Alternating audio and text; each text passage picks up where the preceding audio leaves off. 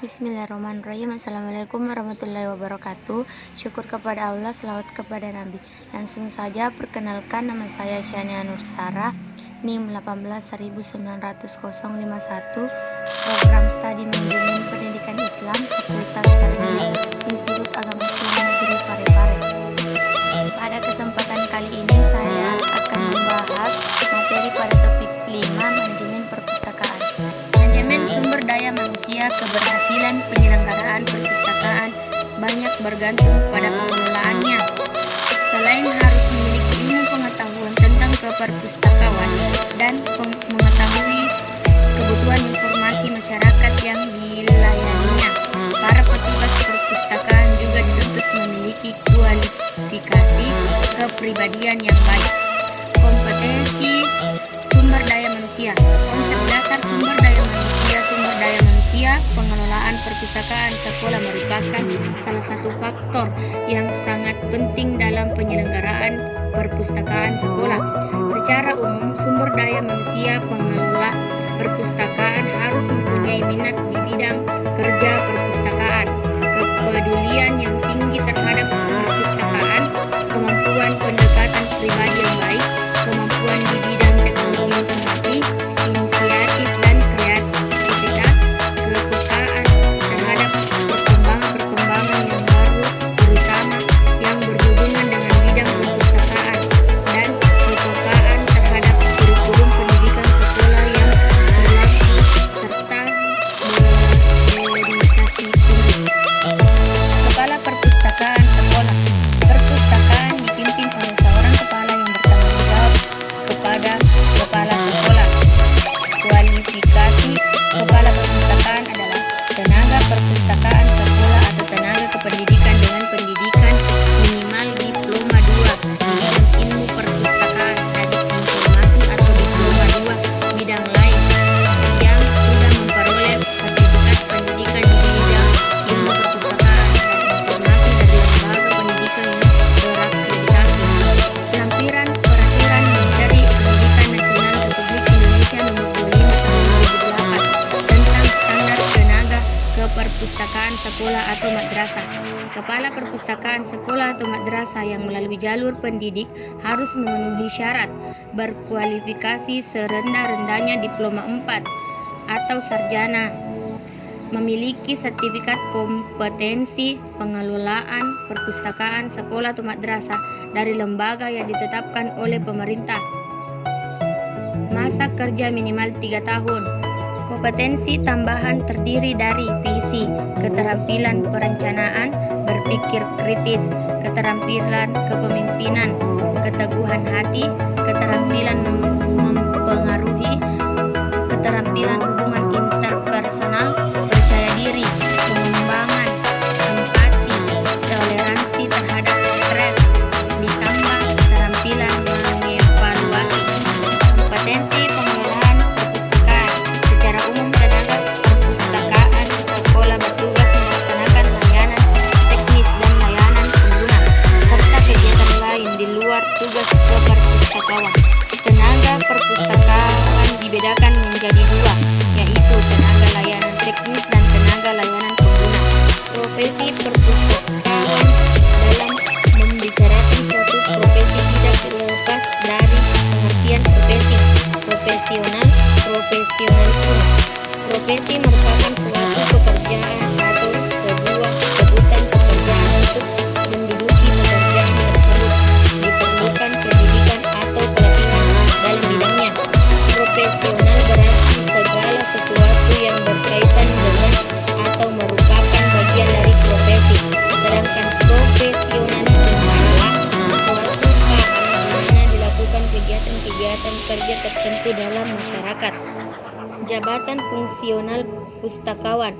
Jabatan fungsional pegawai negeri sipil menurut PP nomor 16 tahun 1994 adalah kedudukan yang menunjukkan tugas, tanggung jawab, wewenang, dan hak seorang pegawai negeri sipil dalam suatu organisasi yang dilaksanakan tugasnya didasarkan pada keahlian dan keterampilan tertentu serta bersifat mandiri. Dalam pasal 2 ayat 2 peraturan tersebut diterapkan bahwa jabatan fungsional terdiri atas 1. Jabatan fungsional keahlian, 2. Jabatan fungsional keterampilan. Angka kredit. Angka kredit adalah suatu angka yang diberikan berdasarkan penilaian prestasi yang telah dicapai oleh pustakawan dalam mengajukan butiran kegiatan yang digunakan sebagai syarat untuk mengembangkan dan kenaikan pangkat dalam jabatan pustakawan. Adapun unsur kegiatan pustakawan adalah sebagai berikut. 1. Pendidikan. 2. Pengorganisasian dan pendayagunaan koleksi bahan pustaka atau sumber informasi. 3. Pemasyarakatan perpustakaan, dokumentasi dan informasi. 4. Pengkajian pengembangan perpustakaan, dokumentasi dan informasi. 5. Pengembangan profesi. 6. Penunjang tugas pustakawan. Hal-hal yang bisa dilakukan pustakawan dalam rangka pengembangan karir seperti aktif dalam organisasi profesi, ikut dalam seminar-seminar, menulis dan mengadakan penelitian mengenai hal-hal yang sedang tren. Pengangkatan jabatan pustakawan. 1. Pustakawan Universitas dengan berlakunya keputusan nomor 18 garis Menpan garis 1988, maka pustakawan yang diangkat sebelum tahun 1988 oleh pejabat berwenang tetap diakui dan angka kreditnya disesuaikan menurut peraturan yang berlaku. Kedua, pengangkatan pertama kali dalam jabatan fungsional pustakawan. Keuntungan menjadi pustakawan. Ada beberapa keuntungan bagi yang telah menjadi pejabat fungsional pustakawan, antara lain: 1. Naik pangkat setiap 2 tahun sekali. Kedua, dapat naik pangkat dan menduduki pangkat atau golongan tinggi. Ketiga, penilaian lebih objektif karena berdasarkan pada prestasi yang diukur dengan perolehan angka kredit. Keempat, dibebaskan dari ujian minat.